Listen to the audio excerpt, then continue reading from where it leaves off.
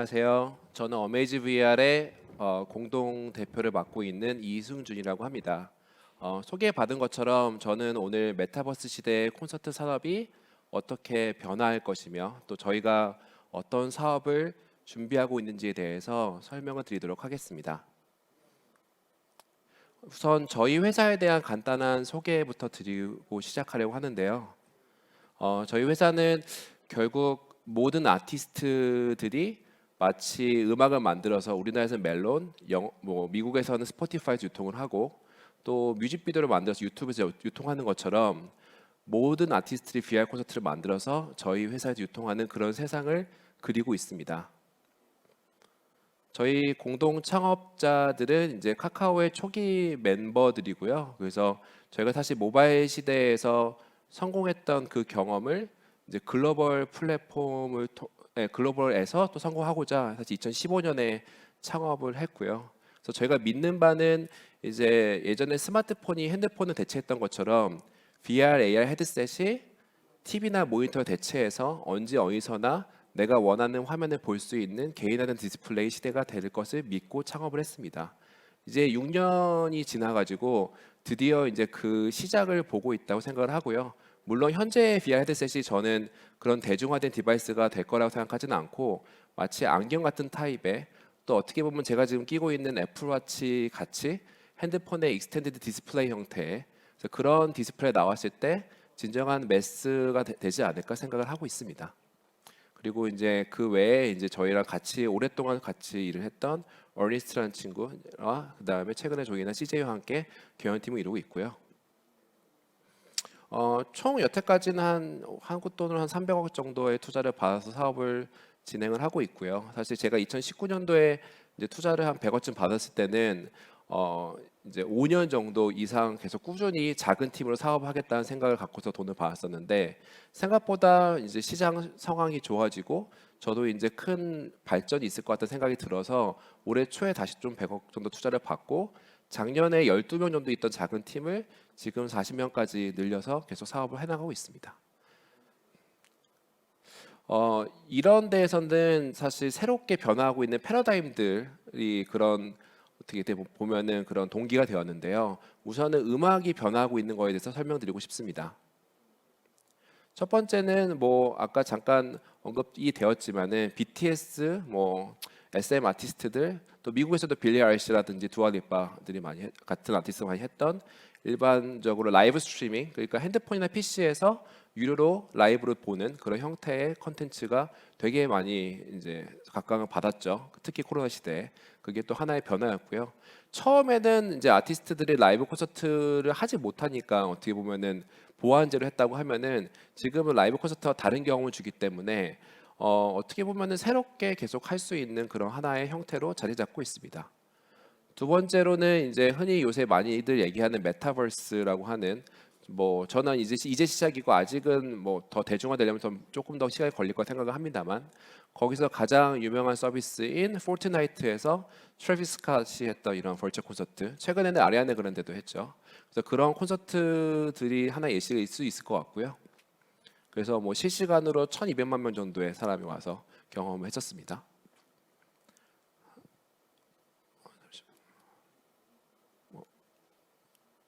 죄송합니다. 그리고 아까 잠깐 언급이 됐었는데 이제 포트나이트와 더불어서 또 다른 메타버스에도 가장 각광받는 로블록스라는 회사에서도 이제 많은 아티스트들이 콘서트를 하고 있고요.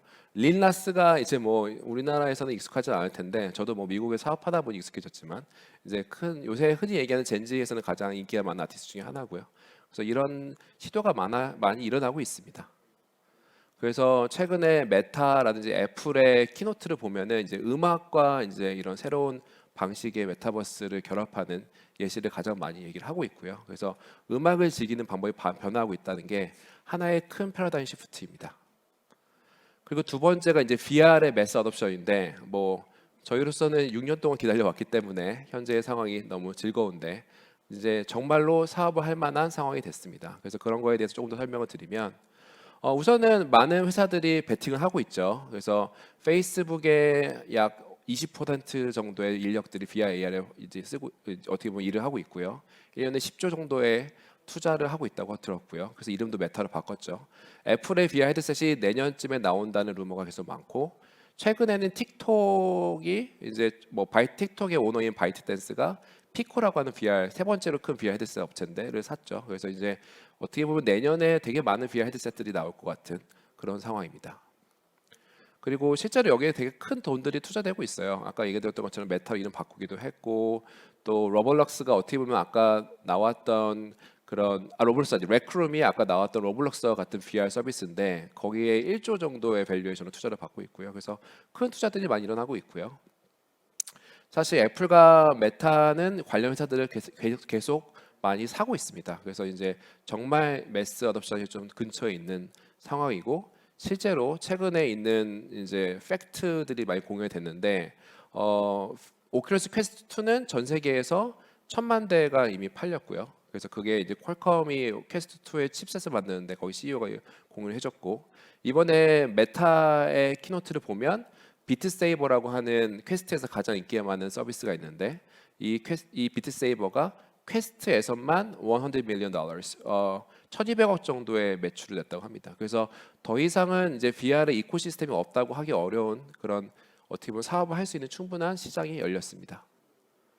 그래서 저희는 그 중에서도 콘서트에 집중을 하는데요. 사실 제가 수많은 서비스들을 많이 만들어 왔고요. VR 내에서 특히 저희는 실사 촬영 기술에 집중을 해왔고, 제가 보는 바 자체가 결국 VR 헤드셋은 경험을 유통하는 디바이스를 믿고 있기 때문에 그 중에서 지금 저희는 콘서트에 완전 집중을 하고 있습니다.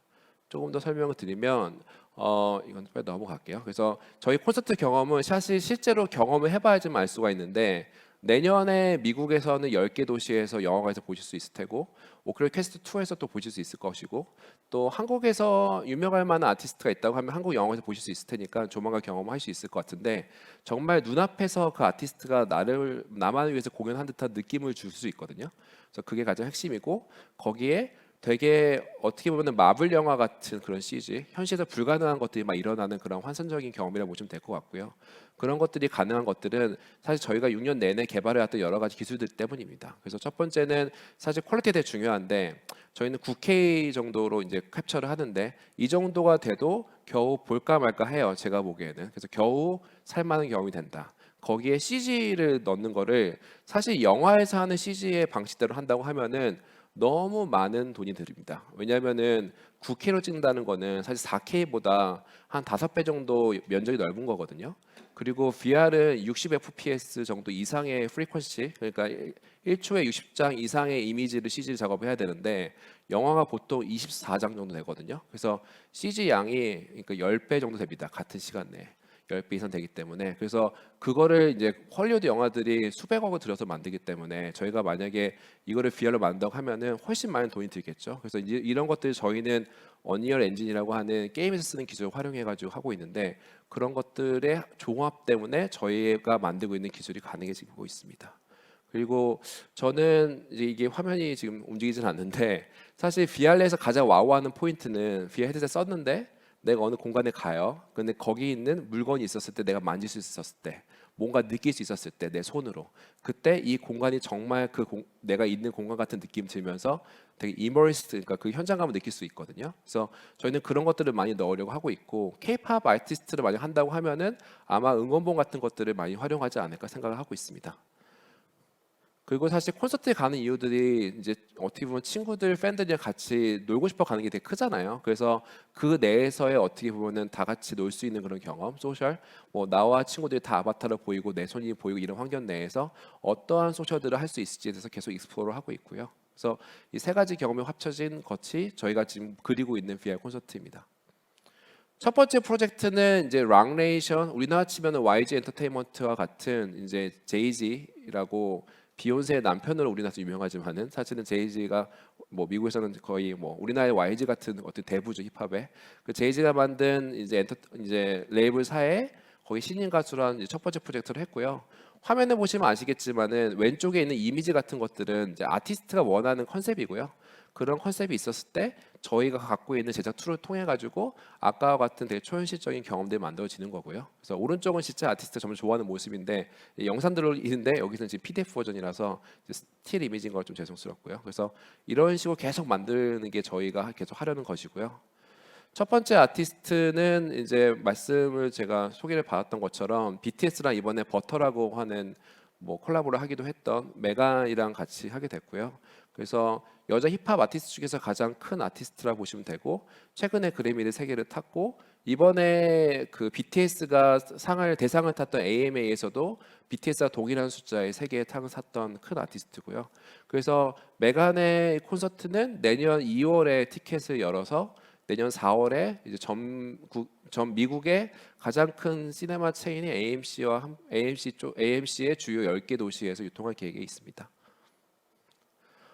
결국 저희는 영화관 네트워크를 활용하는 게 키인데 그 이유는 VR 헤드셋이 아직 모두가 갖고 있지 않기 때문인데요. 그래서 팬들한테 VR 헤드셋 사야지만 보는 경험을 만들기보다는 그러니까 영화관에서 티켓을 사면은 볼 수 있는 그런 경험을 지향하고 물론 이 모든 컨텐츠는 VR 헤드셋 사용자들은 다 경험할 수 있게 나중에 유통을 할 겁니다. 그래서 저희 사업은 사실 디즈니랑 되게 비슷한데 디즈니 영화들이 이제 개봉한 다음에 디즈니 플러스 유통이 되잖아요. 그래서 저희도 비슷한 사업을 하고 있다고 보시면 될 것 같습니다. 근데 저는 사실 일반 라이브 콘서트보다 이런 식의 버추얼 VR 콘서트가 훨씬 큰 이제 시장 가능성이 있다고 생각을 하는데요. 그 이유는 라이브 콘서트는 실제로 그 아티스트가 갔을 때만 볼 수가 있는데 아티스트의 시간이 한정적이기 때문에 볼 수 있는 사람의 수가 되게 제한적이라서 그렇습니다. 그래서 실례로 BTS가 최근에 한국에서 했던 콘서트에서 9만 명이 왔는데 BTS가 매년 이제 어떻게 릴리즈하고 있는 콘서트 시장 영화에서는 35만 명 정도가 들어오거든요. 그래서 사실 BTS의 어떤 컨텐츠를 돈을 주고 살고 싶어하는 이제 사용자들은 한국에서만 해도 3.5배 정도 더 있는 거죠. 근데 그 사용자들을 다 담아내지 못하고 있기 때문에 어떻게 보면 큰 사업계 있을 거라 좀 믿고요. 또 예시로 생각해 보면 저스틴 비버가 사실 전 세계에서 제일 큰 아티스트 중에 하나인데 저스틴 비버를 아무리 보고 싶어도 이제 미국 아니면은 미국 유럽 정도 아니면 보기가 어렵잖아요. 잘 오지를 않으니까. 그래서 전 세계 수많은 그런 팬들한테 새로운 방식으로 아티스트를 만날 수 있는 기회를 만들고 있다 생각합니다. 그래서 저희는 티켓 서비스도 같이 만들고요. 그래서 여기에서 어떻게 보면 디지털 굿즈라든지 일반 디지털 멀치, 그러니까 우리나라 치면은 기념품들이죠. 기념품들이나 앨범 같은 것도 같이 팔아서 할 생각이고요. 뭐 흔히 요새 많이 얘기하는 NFT 같은 것도 적용할 수도 있는데 그런 것들은 사용자 밸류가 충분히 있다고 생각이 되면 적용을 할 생각입니다.